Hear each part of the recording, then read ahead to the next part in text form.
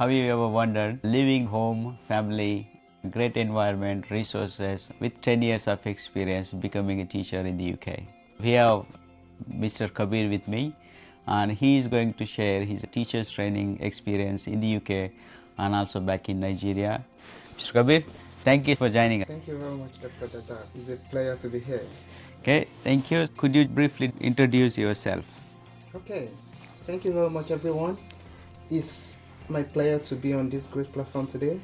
My name is Jimoh Kabir Okayame from Kwara State, Nigeria, and being a teacher for the past 10 years in Nigeria, which I started after my youth service course in 2014, starting from teaching in a federal government school to teaching in different schools, just to gain a handful of experience. I'm now in the UK, training to be a teacher with a university in Kent. Thank you. What triggered you to become teacher in Nigeria? So, what triggered me to become a teacher in Nigeria? The quest to bridge the gap between learners and the outside world. I'm always a fan of trying to get learners to understand the real concept of what they are doing in the classroom and not leaving them in the dark. When you check learning, it's more holistic. It's a process that must be related with the actual experience the learner will have when they leave the school. So to bridge this gap, I told myself, you can't do this just from outside the school settings. I take it as a challenge for myself, like no matter what this is, I would like to be a teacher because I want to try to simplify concepts and bridge the gap and let learners have this sense of ownership with the knowledge they have. One of those many things that motivated me is explaining a concept like Newton's law of motion to students and seeing them not realizing the real life application. I have to tell them, using a chair I have in front of me in the class the other time, I have to tell them this chair here is one of those things provided by Newton. It will continue to be on this point unless someone else push this from the position it is. This is one of the numerous things because I see that the existing teachers couldn't bridge the gap. They are doing it more of a didactic way, and this is making learners to lose interest in learning. So I believe if this continues, we will not have any students in the classroom, and the only person that can try to bridge this gap is someone who is passionate, enthusiastic, and motivated to carry learners along in their journey. Thank you very much. Okay, so what do you have to do to become a teacher in Nigeria? So in Nigeria, I studied physics as my first degree, and that's enough to be a teacher. However, I further proceeded to acquire a master's degree from the University of Ibadan in Nigeria to study radiation and health physics. After completion of the program, I believe this is not enough to make me a qualified teacher because I believe I might find myself in the university classroom one day. So I want to have the certificate I need to get this done without any further challenge. So I proceeded to engage in a program which is called Postgraduate Diploma in Education. This is the height of any teaching qualification you can have in Nigeria. I acquired the certificate in 2023 from a college in Nigeria, after which I obtained a teaching license from Teacher Registration Council of Nigeria. And I can categorically tell you that teachers licensed in Nigeria are less than 20 to 30%, but I count myself lucky through my enthusiasm and zeal to be a professional teacher. I acquired this certificate and now I'm a licensed teacher from the Federal Republic of Nigeria, and at the moment I'm training to be a teacher in the UK as well. Thank you very much. What goes into the training back in Nigeria? What is the process of whole teachers training? Okay, the teacher training process, let me start from the structure.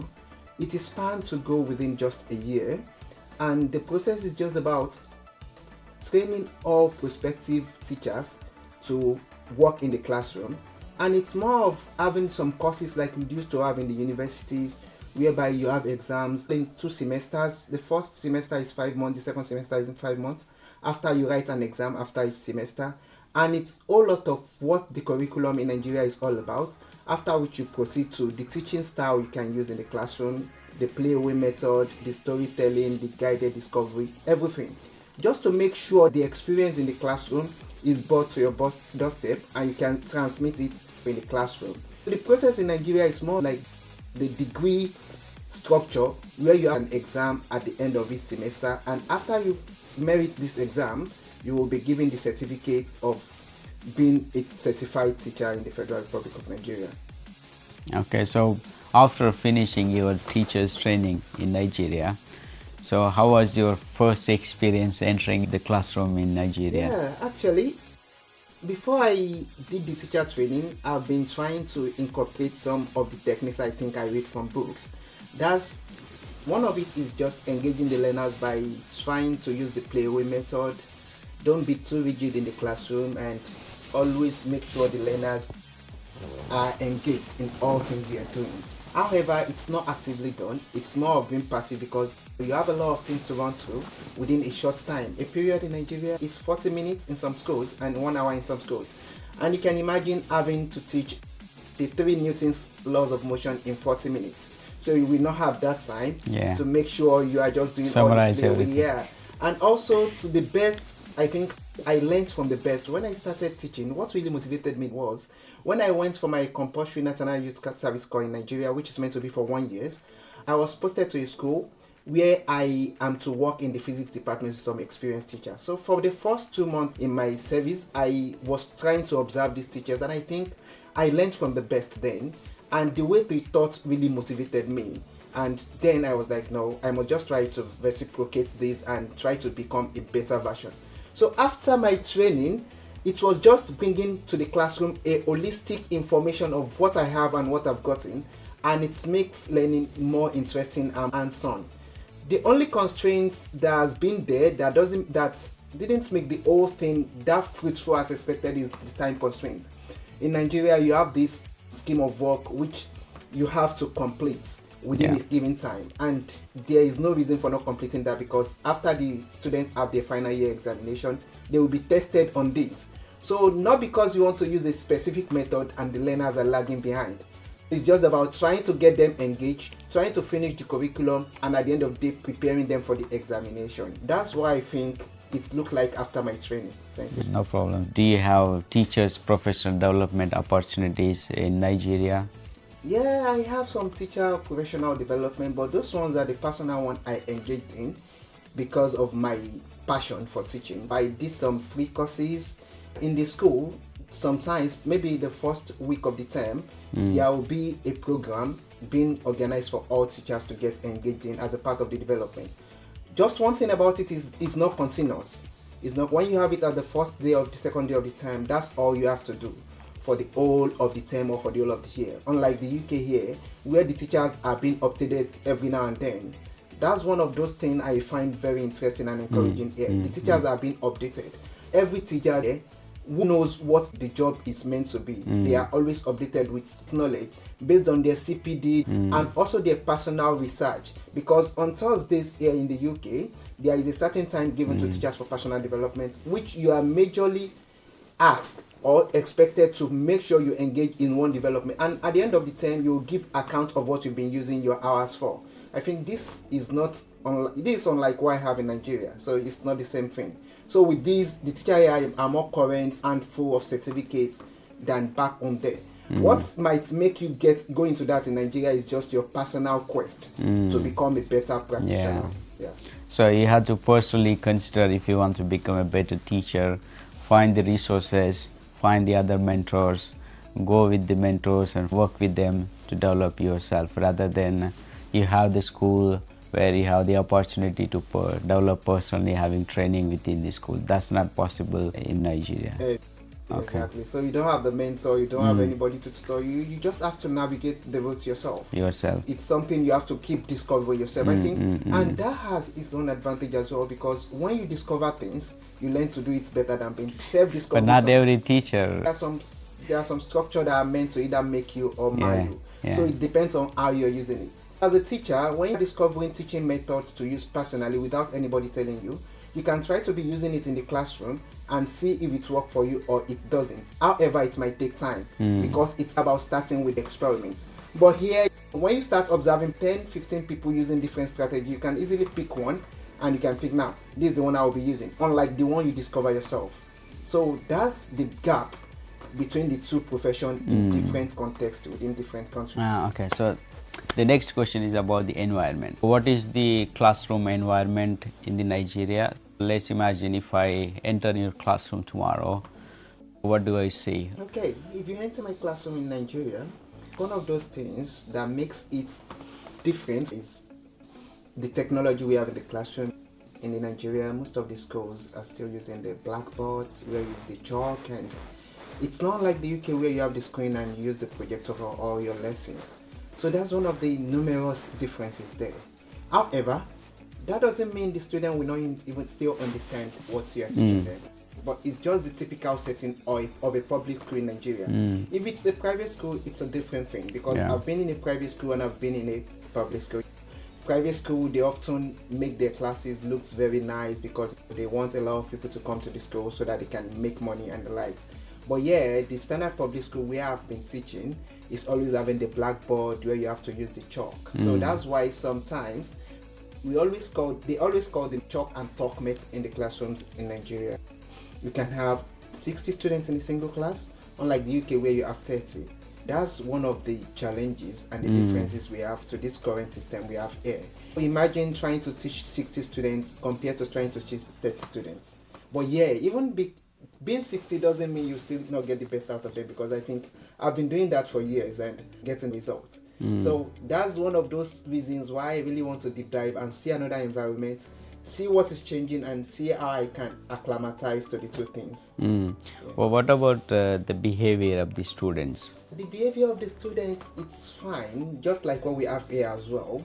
However, I believe in every classroom, the behavior of every student boils down to the class and teacher. When you are a teacher who is firm in your decisions and you are always trying to motivate the learners, I think they will behave well. In other conditions, I've been trying to check, when you are trying to correct learners for a behavior back then in Nigeria, there are some techniques you just have to use. Sometimes you might just talk to them using the non-verbal cues. You don't have to open your mouth and talk to them. Just look at them and they will adjust and get back on task. That's the culture and that's how it has been. In their various homes back then in Nigeria, the parents have been doing the same thing. If they don't want you to do something, once they look at you in some way, no, they don't want me to go there. And when the teacher look at you the same way, you already understand what the teacher means. So now, unlike the UK, I'm coming into a new system where you don't know the learner's background, they don't know you. The first thing that works in correcting learner behavior is to familiarize yourself with the learners. Try to build relationship. When you build relationship, you tend to know them better. Yeah. And that can easily make it easy for you to correct any challenging behavior in the classroom. But then also, then you can give the learner some punishments back then in Nigeria when they misbehave. But here, the only thing you can do is just to Shout. yeah, or you tell them you have to go to the room for. Go to the room. So, unlike You're there, being removed. yeah, in the UK is structured. When there is a behavior challenges, you have to escalate to the higher authority. In Nigeria, you are the higher authority. You are the one that take decision. The only thing you have to tell is, "Hey teacher, I've done this to this student because he misbehaved." Do you still beat up students in Nigeria? Personally, I don't, because I believe while you are beating these learners, you are making them more stiff and more adamant and stone-hearted, because they'll believe you can't do more than beating them. So I believe sometimes it's more or less like trying to motivate them. And if you keep beating them, how many students do we have left? They think education is just by forcing. There are other ways to motivate them, talk to them, even though at the end of the day you might not have all of them succumbing to what you want. But in your home part as a teacher, you believe you used all the strategies to make sure they are in the class and they are learning effectively. What was your teaching style and strategy for managing behavior, making sure everybody understands and learns? My teaching styles in terms of managing behavior back then in Nigeria, first thing I do is state my expectations. I don't want it to distract me, because what we are doing is calculation and it can be tasking and challenging. If you want to teach learners about the equation of motion in Nigeria, you have to derive the equation from the formula for acceleration, A equals to V minus U over T, and start to make your V the subject. So you are going through a long list of formulas. The learners must know how to derive this. Now imagine the learners disrupting the class, you might lose your stand. So I always restate the expectation and tell them, these are the expectations for my classes. And when you break this rule I'm giving you, either I throw you out of the class or I punish you. My learners believe once I'm in the class because I have their love in my heart. I tell them this is for the betterment of yourself. I just want you to know this because you will use it in future. Because then there is one saying that comes around when they say education is a scam. It doesn't have anything on the lights. And I always tell them, guys, you are going to be successful with this education part. To me, education is not a scam. And I believe I'm reaping the reward at the moment because this is one of those things that push me to the point I am now.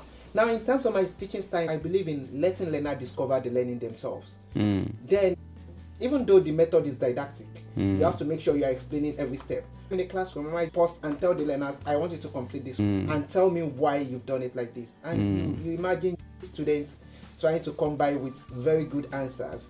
And some of my learners in the past, some of them, I think I have one of them that graduated last year in the university in Nigeria, and he had a first class in mathematics. And he attributed all those success to the hard work we've been doing in the classroom alongside some other teachers. Some are now in the university, study medicine, based on the drill they have while they are in the school as a student, learning under my watch and other. The style is about letting the learner discover knowledge. Let them know that knowledge is more important than what you have in the classroom. It's something that relates you to the outside world. It's a connection with you and the outside world. It's something that can easily take you further than what you are seeing at the moment. Yeah, exactly. The style is different from one teacher to the other, but basic information has to pass to the students. So do you use any technologies or any different way of teaching rather than chalk and talk? Yeah, I use some technology because of the technological advancement, which is more on deprivation in Nigeria. I couldn't extend my tentacle to the point I want. There is sometimes I need to learn about the FET simulations, where you can just tell students, okay, this is how to connect the circuits. You have all the components you can use, and on the phone you design it and they can see the circuit and how it's working.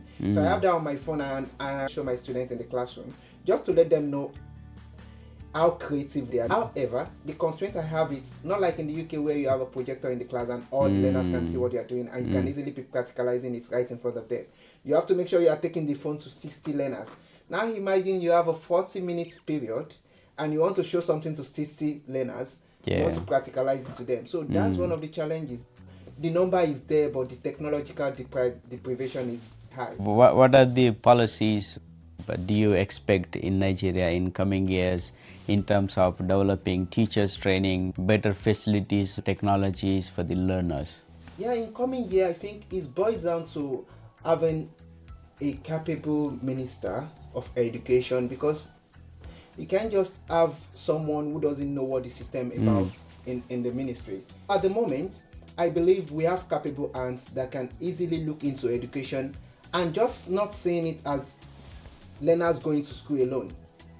In the coming years, I believe a lot will be done and they will make the profession more juicy than it used to be, and not just making the teaching profession a dumping ground for people, because that's what it has been over the years. When you finish the university and you can't get anything to do, the option they will give you is, no, can you just start and look for a teaching around where you can be doing this? And when you are bringing people who are not passionate to the system, you have a lot of ill profession. It's just like being in the hospital and bringing doctors who are not capable. So they can easily perform a wrong operation on someone, and at the end of the day you can lose a lot of lives. So the same thing is happening in the education system. People that are not capable are in the system.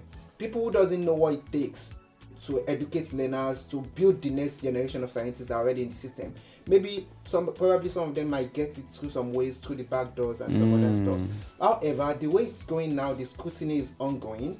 People are now being told to come forth and let's see what you have for the learners. And with that, I think if the process can continue to move the way it is at the moment, in the next 2 or 3 years, I think Nigeria will be a good place for learners, more than what it is at the moment. I believe the students can enjoy the dividends of that good decision that is about to happen.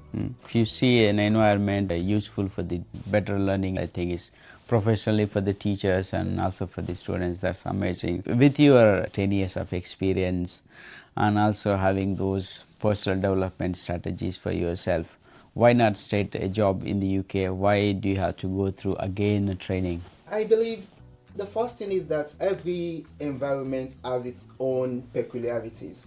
So I believe getting into the UK to start working as a teacher is not a problem. I believe I'll really cope even without having the qualification. However, I believe you always live to learn and can add to existing knowledge. Don't thinking you have everybody, you have everything, you know everything. You can't learn from the best. And so far, I think I've been very much joyous with the decision I've taken because I've seen some professionals who are more experienced than I do, and I've learned a lot of difference from Nigeria. I want to learn the system, want to see how it is done before going fully teaching because I'm very prospective of being more confident about myself when I finally become a practicing teacher in the UK. Which means that your teacher's qualification back in Nigeria, what you got the certifications and training, which is not directly valid in the UK. So you have to go again through the teacher's training in the UK and then become a teacher. Exactly, yeah. It's not equivalent. So you have to do the teacher training in the UK. When you really check about it, when you try to deep dive and look like what is the reason why I need to do this, you realize that it's worth doing because the system are not the same. In terms of the technological advancement, in terms of the target of the curriculum, in terms of the teaching method and strategies, in terms of the exam, there are a lot of things to learn. It's completely different. It's completely different. You have to learn the system before you make impact in the system. Okay, so if you want to integrate in the system, you have to make sure you know everything in and out. Okay. Exactly. So how did you apply for this teacher's training program? I applied for teacher training in September 2024, where I got the notification that there are some subjects that are being needed for teaching in the UK. I applied through the DFU website, Get Into Teaching, which is still active now for anybody who is willing to train to teach in the UK. So after applications, I picked 4 schools where I have to do interview with anyone that give me an offer. Now, the first school that gave me the offer to come to the UK to study, I think the day of the interview, I was having an issue with my laptop and eventually I couldn't meet up. And then I was very much downcasted and dejected. Like, I was looking like, is it the end of all the stress I've been doing? But lo and behold, the third day I got another interview offer with another school, and immediately I finished the interview, I was given the offer to come and study to teach in the UK. Now, in short, for anyone who might be interested in this route, is a very good route for everyone to follow, in as much as you are very much passionate and enthusiastic about teaching. The journey is not for the weak one, and it's not for someone to just come to the UK and just think, I'm now in the UK, this is just my purpose, I just want to come here for any other reason, I just use this route. No, it's not gonna work. To Get Into Teaching website, you register, put in a compelling personal statement. Some schools can start looking at your application and call you for interviews. If successful in the interview, they can call you to come in with them. It's a holistic process that might take days, months, or sometimes it might take 6 months. But when you are determined and you have the right resources during your interviews, I believe you will get through the process and get yourself in the UK and training to be a teacher. What does the visa process look like? After you go through the interview, it varies from school to school. Some schools might tell you have to pay a deposit before you start, while some schools will say you don't need to pay a deposit. However, if you are told to pay a deposit, that means your offer is being conditional. So to make it unconditional, you pay the deposit. Some school might tell you to write English test, which is IELTS. While if English is not your first language, there is greater probability that you'll be writing IELTS. So I was told not to have a band score less than 6, and that's the step after I've gotten the offer from the school. And after which the school send a confirmation of acceptance for you to study. That will be the document you use in processing your visa. Do you have to go back to Nigeria after teacher's training? Or if you want to work here in the UK, what is the next step? If I want to go back to Nigeria, I would like to integrate what I've learned here, just to reform the system, which I think will happen someday. I wish to reform the system, probably in the capacity of the Minister for Education. Education is much more important to me, and I'm very much passionate about it. Futuristic. Wish you good luck. I'm futuristic, and I know the present future hold a very big thing for me. So I'm very much projecting to be the Minister of Education one day and change the whole system, even if not changing, just trying to integrate some new things that will motivate learners learning and build on the existing strategies to support the learners better. In the UK, I will be impacting learners in the classroom. I will be supporting them cognitively and make sure they are not just learning for grade. Because that's one of those things I noticed, that most learners are being trained, they are being trained towards writing an examination, and that's all. So I believe it will be more of trying to relate them with the environment Let them talk about the relationship of what they are learning in the classroom with what they are seeing on the streets out there. So I always tell my learners, in physics, for example, everything out there is physics, and I'll pick out the physics in that environment for you. These learners are not at that point, because the only thing they are saying is just writing that examination and having their target grade. So we have to start digressing a bit, not away from the target, but letting them know there is still more than what we are seeing at the moment. This thing is still more performing, is still more interesting than just the grade you want to achieve. You can still see some other part of it, some other aspect of it, which makes it more interesting as well. You should actually show them Elon Musk picture. Yeah, I believe I'll do that someday. So you came to the UK on the teachers training program. Can you walk us through your teachers training program? A very joyous journey, very interesting, and it has a lot of scaffolding that makes it easy for teachers. However, if you are not passionate about this journey, it's not something you will do, because you have a whole lot of things to do. While you have been in the classroom observing experts and training to become an expert, sometimes you'll be in the uni doing some stuff. So there's something we call intensive training and practice. So you have to be in the university and you'll be taught some pedagogies to teach. So it might be different targets for different months or different targets for different 6 weeks. So all these things you are learning in the university, you go back to your classroom to integrate them. So it's more or less like a process which is meant as throwing you to the classroom, observe the expert. After observing, you come back sometime to reflect on the observation you made. And after then, you can go back to the classroom, try to use those strategies to observe. And you have your mentor who is there to checkmate you. Are you really getting on with this? So there is always a check and balance to see where you are coming from and where you are going. Are you really making the expected progress? That's why I say in the first place that it's not a journey for the week. So because you have to keep reflecting, keep getting better on what you are doing. And to add with that, you still have assignments to submit in the university. My first assignment was, I submitted in January, and the topic was what is the purpose of science education, and that was like 3,000 words of essay, and you still have to design a poster which is 2,000 words, so you can see, and you have to go into the classroom to observe teacher, to start teaching as well. You have to come back to the university to reflect and talk to your mentor. So it's a whole lot of cycle that is meant to be complete. It's a rigorous training for any year. It's a rigorous training that is worth taking, to be a good teacher. Okay, so you mentioned a lot of stuff here. What happens during the teachers training? I want to compare Nigerian teachers training program with the. What's your view on these two systems? The two systems on the teacher training program, I think both are very lovely and they are very good. However, there is no how good something will be. It will still have its own downsides, and it will have its own challenges. Now, in Nigeria back then, compared to UK in terms of pedagogy, it's more teacher-centered in Nigeria, and in the UK it's more learner-centered. We use a lot of techniques. It depends on each teacher, but up to this moment, I believe, and I can categorically say that 70% or 80% of teachers still use the teacher-centered method. However, in the UK, with what I've seen, it's more of the learner-centered. So you are training to use the learner-centered and to make the learners discover learning themselves.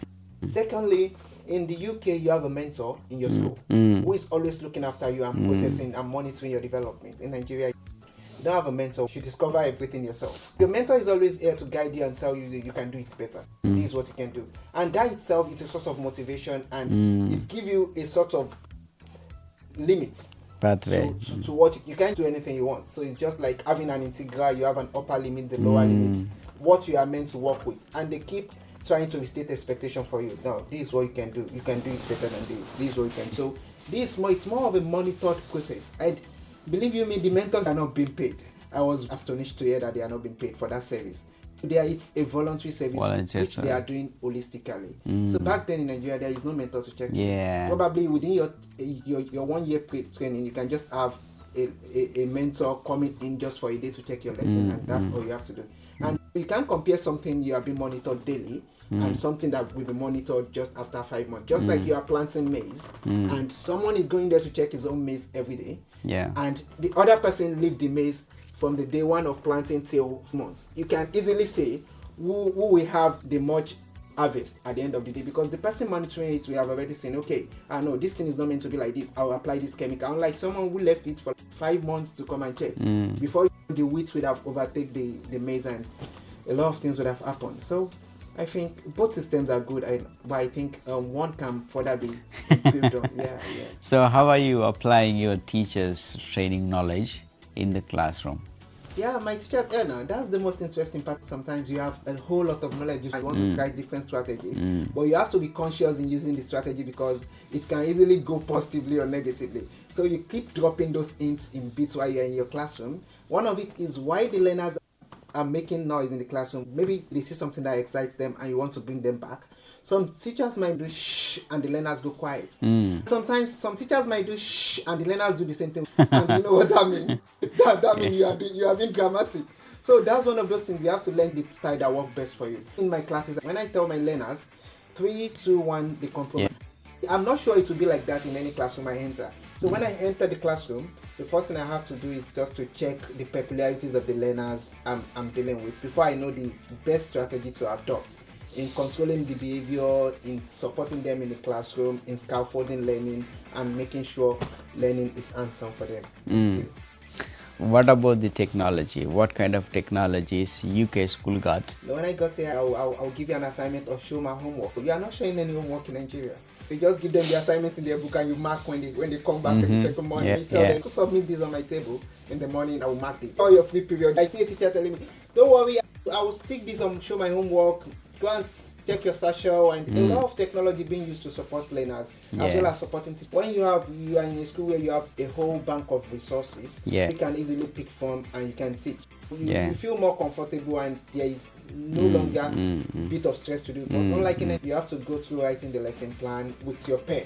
So you write the lesson plan, you now go back to the class to teach. You can see, I think you can easily phantom the difference between two systems. However, at the moment, I believe some states in Nigeria are starting to adopt the usage of this technology. Even though it's never at any point closer to the point it is in the UK. But I believe in the nearest future, they will get there as well, where the technology will be the major thing being used in the classroom, and you don't need to use the chalk and talk method. You can easily do all this online, and it makes the work very easy and less stressful for you as a teacher. Okay, and do you have any technologies back in Nigeria to manage the students' behavior? No, there is not. The only technology to manage behavior is to punish them. So punish them, punish them, or you send them to you send a message to the parents to come to the school. So that's the only technology. Use your phone to send. Unlike in the UK where you have a lot of technologies where a learner is misbehaving, you have to escalate that school technology that, please, I'm in this room and this learner is misbehaving, you have to come here. So in terms of behavior management, just like in the UK you have the DSL, you have a lot of people who are in charge of behavior, particularly. In Nigeria, you as the physics teacher or as the mathematics teacher, you are the DSL, you are the everything. So anything you do, any step you take, there is no regulation. There is now zero tolerance to beating. You are not expected to beat any learners. There is a limit to the punishment you can give. The level of technology and the rate of escalation in the UK is top notch. You don't need to leave the corner of your classroom before someone comes around to support the learners in terms of behavior issues.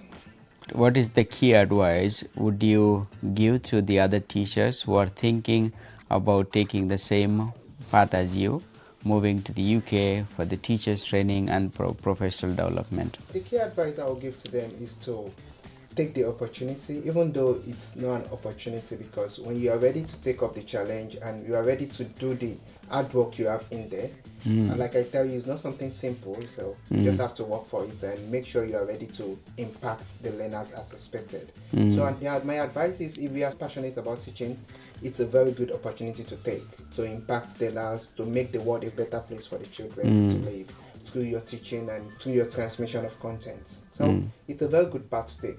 Just be positive, enthusiastic, and ready to face the challenge in getting used to the system of teaching professionally.